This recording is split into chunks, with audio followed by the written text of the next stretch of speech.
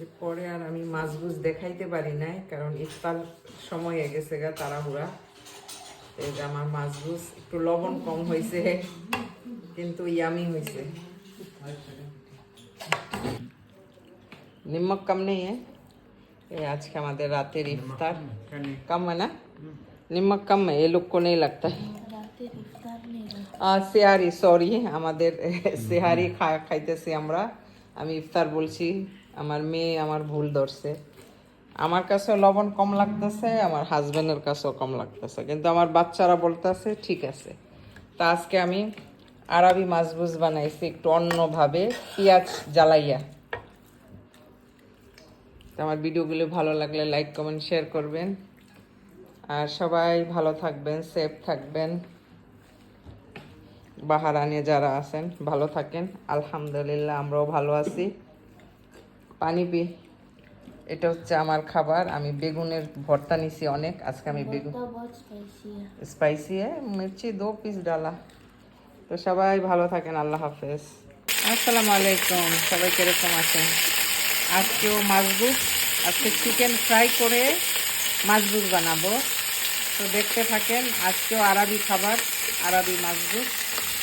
চিকেনটা আগে আমি তেল ছাড়াই ফ্রাই করে নিতেছি, কারণ লেগ পিস তো তেল দেওয়ার দরকার নাই। এগুলো লাল লাল করে ফ্রাই করে নিব সবগুলো চিকেন। আমি 3 কিলো চিকেন নিচ্ছি, তো এখান থেকে 6টা ছোট লেগ সাইডটা স্যুপ বানাইছি।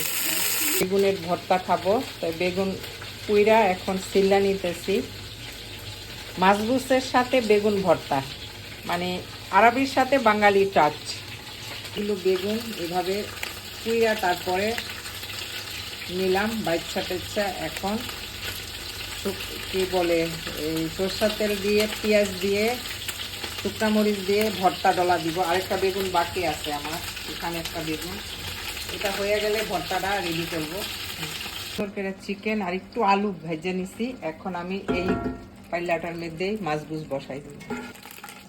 চিকেনের তেলের মধ্যে একটু ঘি দিয়ে দিলাম, পেঁয়াজ দিয়ে দিব আন্দাজ মতো।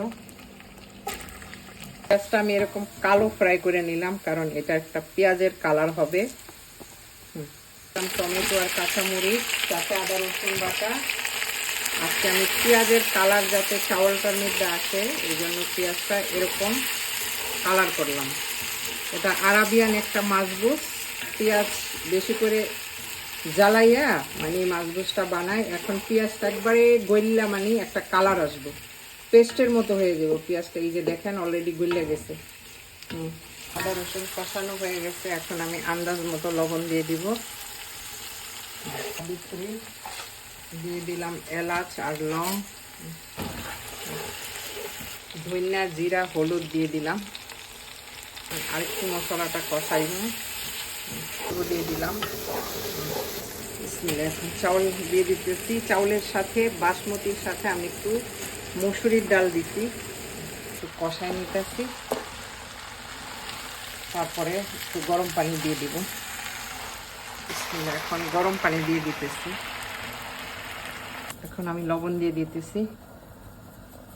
এখন আমি বেগুনের ভর্তা বানাইতেছি। পেঁয়াজটা একটু টাইলা নিছি। এখন ধনিয়া পাতা দিব। ধনিয়া পাতা দিয়ে দিলাম। এখন দিয়ে দিব পোড়া বেগুন। আমি আজকে বেগুন সব কুইরা নিছি, 6টা বেগুন পড়ছি এখানে আস্তে আস্তে কইরা। আজকে মন চাইছে যে আমি একটুখানি বেগুন ভর্তা খাবো, তো চটকায় মাইখা নিতেছি। সরিষার তেল দিয়ে পেঁয়াজটা আমি ভাজা নিছি, আর একটু কাঁচা তেল দিয়ে দিলাম। এই যে আমার ভর্তার ডান। অনেকগুলি ভর্তা হয়েছে, কিন্তু সবাই খাবে আমি জানি। আমার হাজবেন্ড, আমার বাচ্চারা, মাছবুজের সাথে আমরা খাবো। একটু নাইড়া চাইরা দিয়ে 2টা বড় মরিচ দিয়ে দিলাম, আর একটু নাড়াচাড়াটা দেখি কি অবস্থা। স্টিম দিয়ে দিব। এই যে আমার চাউলের কালারটা থোড়া দূর হয়ে যাবে ভিডিও, মানে চাউলের কালারটা হইব একটু পেঁয়াজ কালার,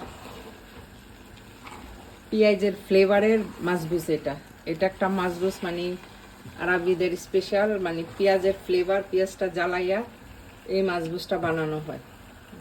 দিয়ে দিলাম একটু ধনিয়া পাতা দিয়ে একটু লাড়া দিয়া তারপর চিকেন দিয়ে দেব। যে এইভাবে এইভাবে ভিতরে ভিতরে আমি এখন চিকেনগুলো দিয়ে স্টিম দিয়ে দিব, সব সাইডে চিকেন দিব।